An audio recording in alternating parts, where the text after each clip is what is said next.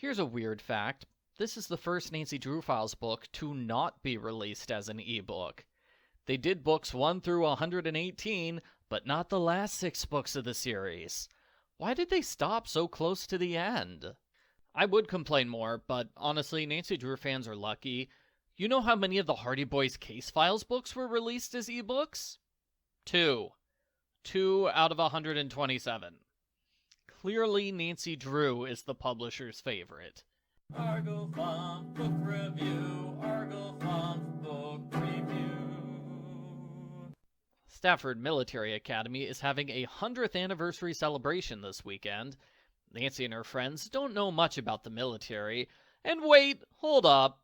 Nancy is not new to the military. She joined the Air Force in Book 106. She probably outranks half the people here. Continuity! Nancy meets today's murder victim, Stephanie Grindle. Stephanie is incredibly cruel to everyone, especially Cadet Tanya Allens. Stephanie threatens to put Tanya on probation, and later, Stephanie argues with her angry boyfriend. Nancy's date for the weekend is Captain Nicholas Dufont, the battalion commander. Nicholas has intelligent, intense eyes. He's so handsome, Nancy gets butterflies looking at him. Nancy is a huge cheater in this series, so it doesn't take long for her to betray her boyfriend. One dance and a moonlit walk later, Nancy can't stop herself from kissing Nicholas over and over. The romance is interrupted when they find Stephanie's dead body by some trees. The corrupt police detective barely bothers to investigate. He takes one look at the crime scene, calls it an accident, and closes the case. Nancy wants to investigate herself. This infuriates Bess's date, Trevor. He's so mad he hits Nicholas with a running tackle. I don't understand Trevor's thought process here. A professional detective wants to solve a crime. That tears it. I'm gonna beat up my boss. Nancy searches the crime scene. The leaves in Stephanie's hair indicate she was in a fight before she died. Nancy finds a cap in the bushes, and the culprit knocks her out from behind. Fortunately, one of Bess's fanboys is nearby. He gives Nancy a ride back to the hotel. Tanya cries over Stephanie's death and identifies a new suspect, Joseph DeAngelo. He publicly threatened to kill Stephanie after she got him expelled. Commander Royce recently overturned the expulsion. DeAngelo later threatens Nancy and tries to trample her with his horse. He's the second completely innocent person who tries to hospitalize Nancy because she's looking into the suspicious death of someone he hates. What's wrong with this military academy? Might as well add Commander Royce to the list. Nancy overhears him talk about falsifying evidence, and she later finds he gave the corrupt cop a $5,000 bribe to drop the case. Nancy gets a military disguise so she and Nicholas can search the records room, only they don't search the records, they make out instead. After Nicholas leaves, Nancy searches Stephanie's files.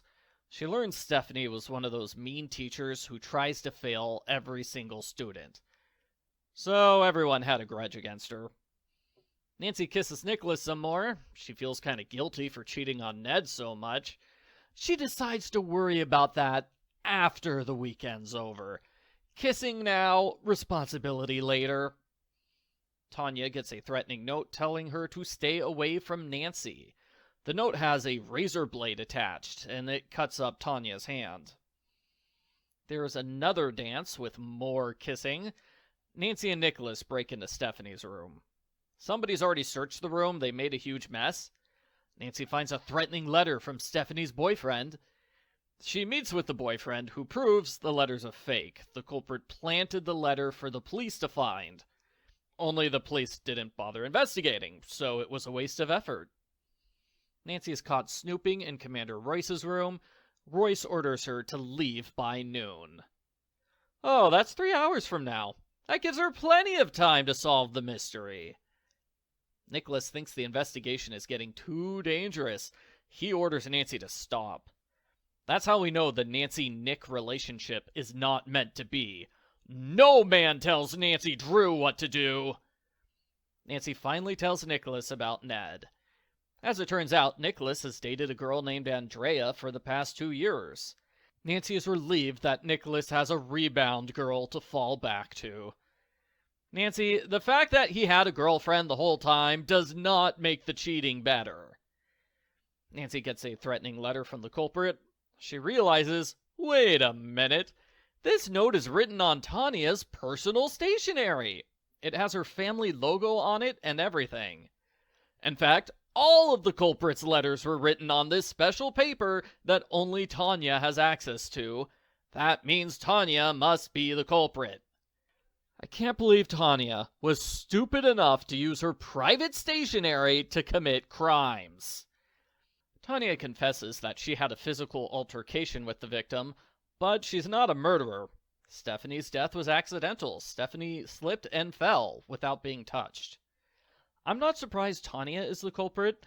I'm surprised that the bribe-taking cop was right when he declared the death was an accident. He may be corrupt, but he got the correct mystery solution way faster than Nancy. If she had done nothing, justice would have prevailed. Tanya tries to kill Nancy with a rock. Nancy dodges all of Tanya's attacks until Tanya gets tired and gives up. She's sent to a psychiatric hospital, and Commander Royce is fired for his misconduct. At home, Nancy talks to Ned. She says she was attracted to Nicholas, but she realized it was wrong because Ned's the guy for her. Nancy's explanation leaves out a lot of details about what really happened that weekend. The end. Post-book follow-up. I thought this was a bad book. It relies way too heavily on innocent people yelling and threatening Nancy. D'Angelo tries to kill Nancy in public. He doesn't get in trouble for it. Like, multiple people from the school should be expelled over what they did to Nancy, the innocent stranger. Stephanie's boyfriend is supposed to be a major suspect, but I thought he was underused, as his first official appearance is almost at the end of the book. Maybe his character should have been combined with D'Angelo's. The mystery solution is dumb. Nancy should have been able to identify Tanya's personal stationery the first time she saw it, not the third time. The book seems more concerned with Nancy's love life than the mystery. She keeps wavering back and forth between kissing Nicholas and feeling guilty for cheating on Ned. Nicholas is a decent guy. He and Nancy are on the same wavelength most of the time. If this was the first time Nancy had a new love interest, then I would like him. But he's more like the 30th guy Nancy has cheated on Ned with. I stopped caring about her one-book-only boyfriends long ago. Honestly, I'm glad the series is almost over, because I have long since run out of ways to complain that Nancy is a terrible girlfriend. Overall, I don't recommend it. I'm worried I'm being too harsh on these books at the end of the series. Then again, maybe I was too harsh on the books towards the start of the series. Yeah, the idea that avalanches cure amnesia is dumb, but is it that much dumber than a culprit who uses her personal stationery to commit crimes? I give Nancy Drew Files number 119, Against the Rules, a 2 out of 10.